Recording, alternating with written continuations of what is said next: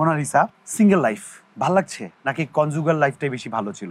Actually depend করে তুমি তোমার লাইফে যখন প্রত্যেকটা জিনিস, আমি যেভাবে চিন্তা করি আমার মানে যে কোনো ক্ষেত্রে লাইফে বেশি ইম্পর্টেন্ট হচ্ছে তুমি মোমেন্টসগুলো এবং মেমোরিজগুলো কিভাবে তুমি এনজয় করো। হ্যাঁ, আমি রিসিভ করছি কি করে। হ্যাঁ, right. So single life is really good, কোনো চিন্তা নাই, কোনো ঝামেলা নাই, তুমি তোমাকে পিছু টান নাই, প্লাস হচ্ছে মানে নিজেকে নিয়েই ব্যস্ত, আর খারাপ লাগছে না।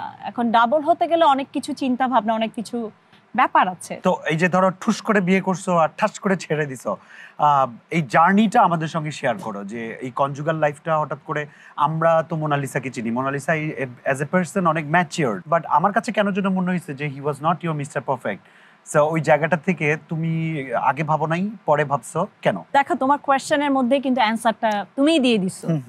সো সেটাই, যে মানুষের লাইফে আপস অ্যান্ড ডাউনস থাকে, এবং তুমি যেটা বললা যে হুট করে বিয়ে করছো, ঠাস করে ছেড়ে দিছো, ইটস নট লাইক দ্যাট। মানে একটা সম্পর্ক কেউ কখনোই, একটা সম্পর্ক কিন্তু ভ্যালু অন্যরকম। মানুষ, আমরা যেভাবে, আমার মা যেটা আমাকে শিখিয়েছে, বা আমি যেটাকে মনে করি অলওয়েজ, যে কোনো সম্পর্ককে ভ্যালু দেওয়া মানে প্রপার ওয়েতে দিতে হয়, এবং শিখতে হয়, জানতে হয়, এবং এটা প্র্যাকটিস করতে হয়। আমার ক্ষেত্রে যেটা হয়েছে যে আমি হয়তো বা, হ্যাঁ অবশ্যই ভুল ডিসিশন, এটা যেহেতু অ্যারেঞ্জ ম্যারেজ ছিল, তো সেক্ষেত্রে আমার খুব ভালো করে মানুষটাকে চিনি নেই, জানি নেই, বুঝি নেই, হয়তো আমাদের বোঝাপড়ার অনেক গ্যাপ, অনেক কিছুই জানি না, বাট অনেক কিছুই আছে যেটা অ্যাকচুয়ালি আমি খুব প্রাইভেট মানুষ, আমি চাই না সবকিছু, you know, it's my private thing. I appreciate যে তুমি বিয়ে করেছো জানিয়ে, ছেড়েছো জানিয়ে, মানে তুমি কোনো লুকোচুপু করো না। আমি পার্সনটাই এরকম না, আমি খুব ওপেন থাকতে পছন্দ করো, ওপেন, পরিষ্কার, নিট অ্যান্ড ক্লিন থাকার চেষ্টা করেছি আমি আমার প্রফেশনাল লাইফে এবং পার্সোনাল লাইফেও। এবং আজকে গোসল করে আসছো, কিন্তু আমি এগুলো কেয়ার করি না, ইউ নো।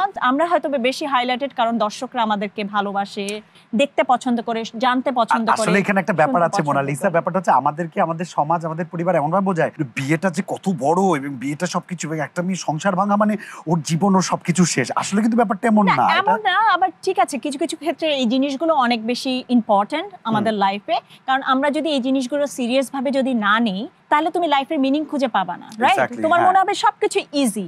লাইফ এতটা ইজি না। লাইফকে আমরা চেষ্টা করি লাইফকে ইজি করার জন্য, কারণ আমাদের লাইফটা অনেক বেশি কমপ্লিকেটেড, রাইট?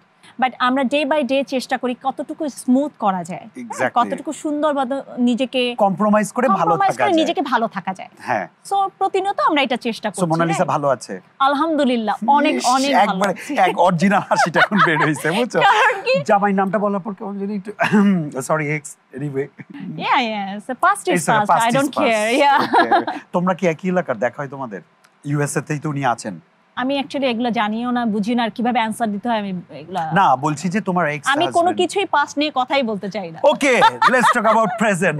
ওকে, কে আছে বলো তোমার লাইফে? তুমি আছো এই মুহূর্তে। আচ্ছা, ওকে। সো অনেক দর্শকরা জানতে চায় যে তোমার রূপের রহস্য কি? Why you are not getting old? What's the secret? Tell me.